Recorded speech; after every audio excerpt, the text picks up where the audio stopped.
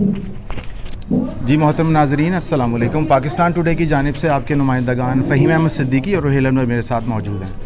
جیسا کہ آپ جان رہے ہیں 2018 کے الیکشن کے بعد یہ 2024 کا الیکشن ایک اہمیت کا حامل, کافی اہمیت کا حامل ہے. پاکستان کا سیاسی رخ جو ہے وہ ایک نئی ڈگر پہ جا رہا ہے. ہم آپ کو پاکستان مسلم لیگ نون اور پاکستان پیپلز پارٹی کا حلقہ NA 127 اور PP 163 سے آپ کو ان کا رائے بتا چکے ہیں. آج ہم موجود ہیں جماعت اسلامی کے صوبائی امیدوار 163 وقاص احمد بٹ صاحب.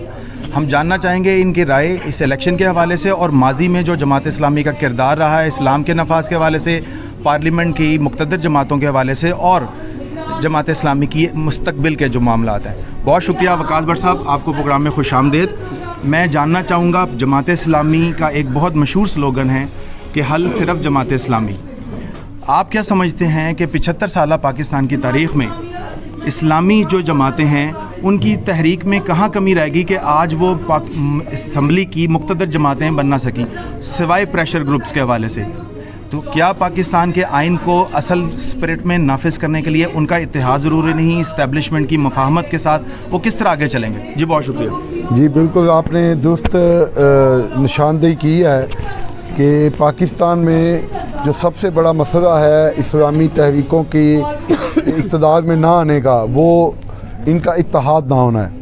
آپ 2002 کی الیکشن کی مثال لیں, جب متحدہ مجلس عمل بنی اور تمام مسابق نے قاضی حسین احمد صاحب اور مولانا شاہ احمد نورانی صاحب اور مولانا سمیع الحق صاحب جیسے جید علماء کی لیڈرشپ میں پوری قوم پورے مسابق اکٹھے ہوئے, تو پھر خیبر پختونخوا کے اندر اور بلوچستان کے اندر MMA کو حکومت ملی اور انہوں نے ایک دیانتدار قیادت, ایک گڈ گورننس کی وہ مثالیں چھوڑی, جس میں سراج الحق صاحب بھی اس وقت KPK کے فنانس منسٹر تھے. انہوں نے سودی معیشت سے پاک بجٹ پیش کیے, نئے ٹیکسز سے پاک بجٹ پیش کیے, انہوں نے خسارے سے پاک بجٹ پیش کیے, انہوں نے سادگی کی وہ مثالیں قائم کی کہ جو ان کے مخالفین بھی ان کی تعریف کرنے پہ مجبور تھے. ایک اچھا دور تھا. وقاص بٹ صاحب, آپ مقتدر جماعتیں نہیں بن سکیں, اس میں آپ کیا کہنا چاہیں گے کہ اس میں کوئی اسٹیبلشمنٹ کی آپ کے ساتھ کوئی جو ہے وہ معاملات مناسب طریقے سے طے نہ پانا ہے, یا اس کے پیچھے کوئی اور وجہ ہے؟ جی بنیادی طور پہ یہی ہے کہ ہم نے تو کبھی اسٹیبلشمنٹ سے کوئی اس طرح کی ڈیل کرنے کی نہ کوشش کی ہے نہ انشاءاللہ کریں گے, کیونکہ ان کا رول آئین کے اندر ڈیفائن ہے. ان کا کام ہے چوکیداری کرنا, ان کا کام ہے ملک کی سرحدوں کی حفاظت کرنا, ان کا کام سیاست کرنا نہیں ہے. ہم ان کے گیٹ نمبر 4 پہ کیوں جائیں؟ جو جاتے ہوئے ہیں آج وہ جیلوں میں ہیں, پہلے بھی جیلوں میں ہوئے ہیں. پہلے میاں نواز شریف صاحب جاتے رہے, اس سے بڑی ذلت کیا ہے کہ ان کو جیل میں پھینکا گیا, ان کی بیٹی کو جیل میں پھینکا گیا. ان کی بیٹی اور داماد جب سوئے ہوئے تھے تو ہوٹل کا دروازہ توڑ کے اسی باجوہ صاحب پہ الزام وہ لگاتے تھے, انہی کی پھر گود میں بیٹھ کے انہوں نے اقتدار حاصل کیا, جنہوں نے بیٹی کو بھی سلیپنگ سوٹ کے اندر پکڑا اور ان کا چادر چار دیواری کا تقدس پامال کیا. یہی خان صاحب کہتے تھے کہ ہم ایک پیج پہ ہیں, اور آج انہی خان صاحب کی اہلیہ کو بھی گرفتار کیا گیا, ان کو بھی کیا گیا ہے, اور ان پہ بے جا مقدمات بنائے جا رہے ہیں. تو یہ اسٹیبلشمنٹ سے یہ جان جب تک سیاستدان نہیں چڑھوائیں گے اس وقت تک تبدیلی نہیں آئے گی. ہماری ناکامی جو ہے وہ نہیں ہے, لوگ ہماری طرف متوجہ ہیں. ہم نے صرف نواز شریف صاحب پہ اعتماد کیا IGI کے دور میں, لیکن انہوں نے خانہ کعبہ میں بیٹھ کے جو حلف دیا اس کی بھی پاسداری نہیں کی, اسلامی نظام نہیں لائے, انہوں نے سود کا خاتمہ نہیں کیا. اور اس کے بعد تو پھر ہم نے کبھی بھی کسی پچھلے 30 سال سے کسی بھی سیکولر پارٹی کے ساتھ مل کے اتحاد نہیں کیا. عمران خان صاحب نے اپنے دور میں اسلامی شریعت کے نفاذ میں کچھ نہ کچھ حصہ ڈالا, لیکن جب ان کے معاملات بگڑے ہیں تو ہم نے جماعت اسلامی کو ان کے پیچھے نہیں دیکھا. جی دو چیزیں ہیں, ایک تو ہے خان صاحب, ہم نے واقعی خان صاحب کی پالیسیوں کی مخالفت کی ہے.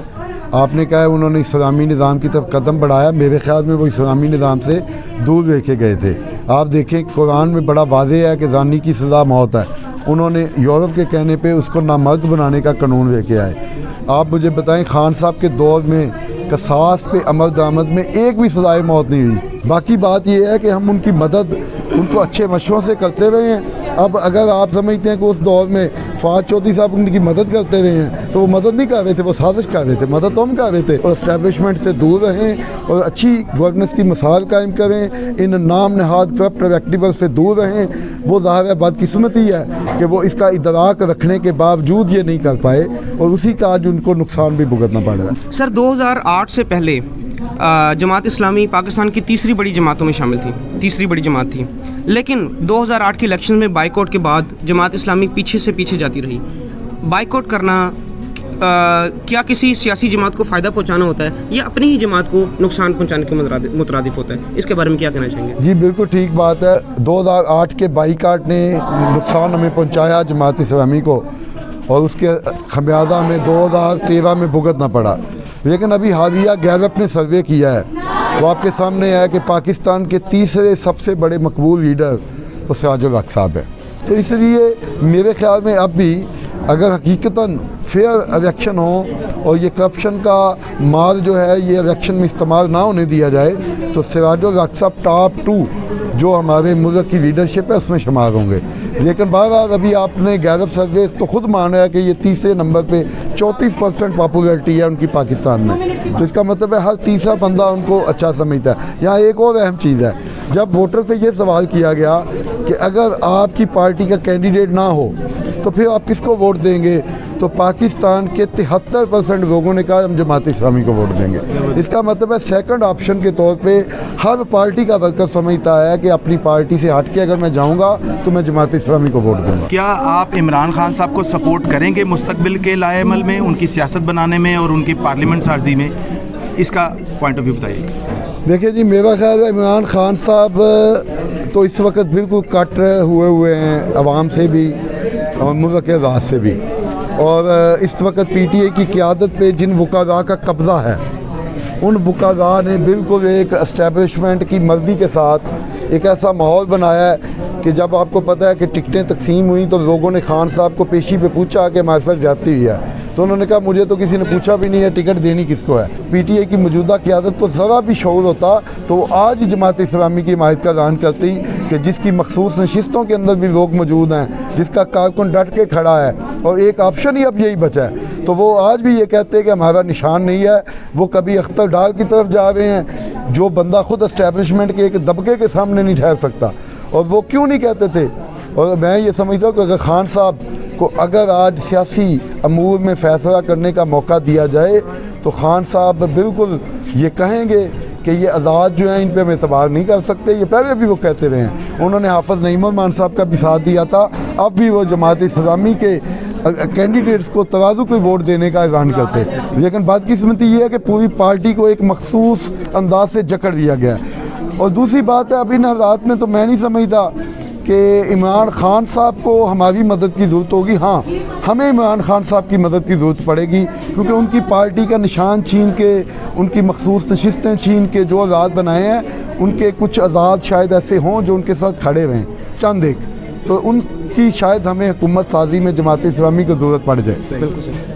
तहरीक लब्बैक पाकिस्तान की शक्ल में वजूद सामने आ रही है। आइंदा आने वाले सियासी माहौल में आप उनका क्या किरदार देखते हैं, और आइंदा आने वाले सियासी माहौल में क्या आप उनके साथ शाना बशाना खड़े होने के लिए तैयार हैं? जी, हम तो उनके साथ आज भी शाना बशाना खड़े होने को तैयार हैं, लेकिन बदकिस्मती ये है कि कई राब्तों के बावजूद वो हमारे साथ खड़ा होने पे तैयार नहीं है। जमात इस्लामी फ़िरका वाविया से पाक जमात है, यहाँ अहले तशी, बरेलवी, देवबंदी, अहले हदीस सब लोग हमारे साथ जुड़ते हैं। पाकिस्तान की 75 साल तारीख़ में इस्टेब्लिशमेंट का किरदार एक डिक्टेटर का रहा है। उन्होंने अपनी मर्ज़ी के फ़ैसले मुसल्लत किए हैं और वसीतर मफाद में, वो एक ख़ास जुमला बोला जाता है पाकिस्तान के वसीतर मफाद में, उन्होंने तमाम जमातों को अपने साथ मिलाया और अपनी मर्ज़ी के फ़ैसले किए। आपने अपने बात में ज़िक्र किया कि हम इमरान खान के दौर में उनको हम डराते भी रहे, समझाते भी रहे कि तुम्हें मरना याद नहीं है इस्लाम के नफाज के हवाले से। तो इस्लामी जमातों की इस्टेब्लिशमेंट के साथ क्या ऐसे रवाबत कभी बने हैं जिसमें उन्होंने इस्लाम के नवाज के हवाले से उनको कुछ शऊर उजागर किया हो, उनको कोई रहम की अपील की हो, और पाकिस्तान और पाकिस्तानियों के जो मामूल के मामलात हैं, उनके रोज़गार के मामलात हैं, उनके जो गुर्बत है से निकलना है, क्या इनकी तरफ तवज्जो दिलाने की कोशिश की है? अच्छा जी, 19-20 के फ़र्क के साथ इस्टेब्लिशमेंट का अमूमी मिजाज एक ही रहा है।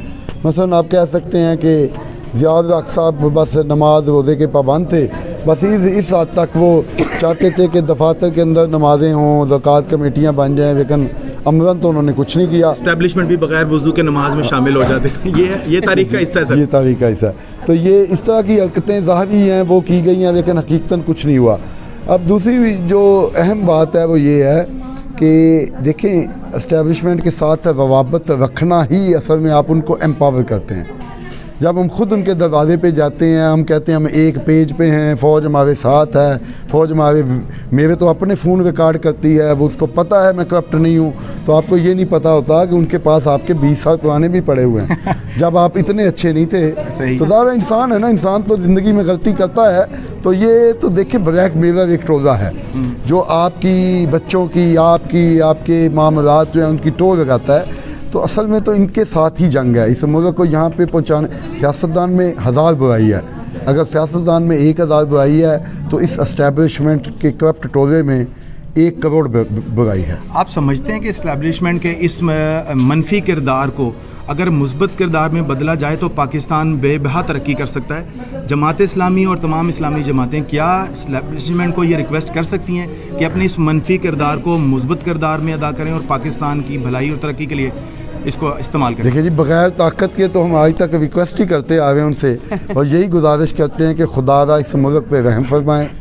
اس ملک کو ہم یہ نہیں کہتے کہ آپ دیانتدار لوگوں کو آپ لائیں، ہم کہتے ہیں آپ بد دیانتوں کی سپورٹ چھوڑ دیں، دیانتدار ان کو خوش قصد دے دیں گے. کراچی کی مثال آپ کے سامنے ہے نا کہ وہاں پہ اکیلے حافظ نعیم الرحمان نے پوری پیپلز پارٹی، پوری MKM سب کو کارنر کر دیا تھا.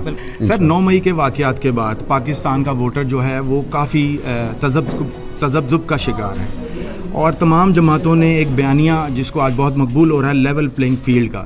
آپ یہ سمجھتے ہیں کہ اس وقت پاکستان کے جو جغرافیائی حالات ہیں اور جو تعلقات ہیں، اور خاص طور پر 9 مئی، اور آپ یوتھ کے حوالے سے اور ووٹرز کے حوالے سے لیول پلینگ فیلڈ کو کیسے جسٹیفائی کریں گے؟ پارٹیز کا لیول پلینگ فیلڈ ہونا اور چیز ہے، میں آپ سے ووٹر کے لیول پلینگ فیلڈ کے لیے جاننا چاہوں گا. دیکھیں جی، وہ تو نہیں ہے، ووٹر کا بھی کوئی لیول پلینگ فیلڈ نہیں ہے. لوگوں میں خوف و راس ہے، لوگ 2 وقت کی روٹی پہ محتاج ہیں. کل ایک خاتون میرے پاس آئیں، مجھے کہتی ہیں کہ بلاول بھٹو صاحب کو ووٹ دلوانے کے لیے مجھے 5000 کی آفر ہوئی ہے، تو آپ اگر مجھے زیادہ دیں تو میں آپ کو ووٹ دوں گی. تو میں نے اس کو خاتون کو سمجھایا، میں نے کہا کہ بھلے آپ بلاول صاحب کو ووٹ بیچ دیں، لیکن اس کے بعد جو 5 سال آپ کے ساتھ حشر ہو رہا ہے وہ وہی ہوگا جو 75 سال سے اس ملک کے ساتھ ہو رہا ہے. آپ کے اگلے مہینے کا بل جب 25,000 زیادہ آئے گا تو آپ کی چیخیں نکل جائیں گی. تو خدا را اپنے ووٹ کو نہ بیچیں، اپنے حقوق کو پہچانیں. یہ سارا ملک آپ کا ہے، یہ خزانے آپ کے ہیں. تو دیکھیں غربت مسلط کر کے لیول پلینگ فیلڈ تو نہیں دے سکتے آپ. دوسری طرف آپ جب لوگوں میں خوف و راز پیدا کریں گے، میڈیا کے ذریعے آپ ایک جھوٹی پرسیپشن ڈیولپ کریں گے. بیٹھے ہوئے ہیں وہ اس کو بہت بڑا اتار پیش کر رہے ہیں. بیٹی اب سٹیج پہ آ گئی، بیٹی باپ سے گلے مل گئی. اچھا گلے ملتی ہے تو چہرہ دونوں کا کیمرے کی طرف ہوتا ہے. یہ کیسی محبت ہے؟ پلینڈ محبت ہے جو سٹیج پہ ہی ہوگی، جو گھر میں نہیں ہو سکتی ہے. بہت شکریہ ناظرین، آپ نے ہمیشہ کی طرح پاکستان ٹوڈے نے مختلف سیاسی جماعتوں کا پوائنٹ آف ویو آپ تک پہنچایا. آج جماعت اسلامی کا پوائنٹ آف ویو آپ لوگوں نے جانا، اور یقیناً جماعت اسلامی ہمیشہ کی طرح ایک بہترین ورکنگ کے ساتھ اور بہترین دیانتدار قیادت کے ساتھ میدان میں موجود ہے. مسئلہ صرف باہمی اتحاد اور اتفاق کا ہے جو یقیناً اس قوم کی ضرورت ہے اور وقت کی بھی حالات کی ضرورت ہے. آپ کا بہت شکریہ.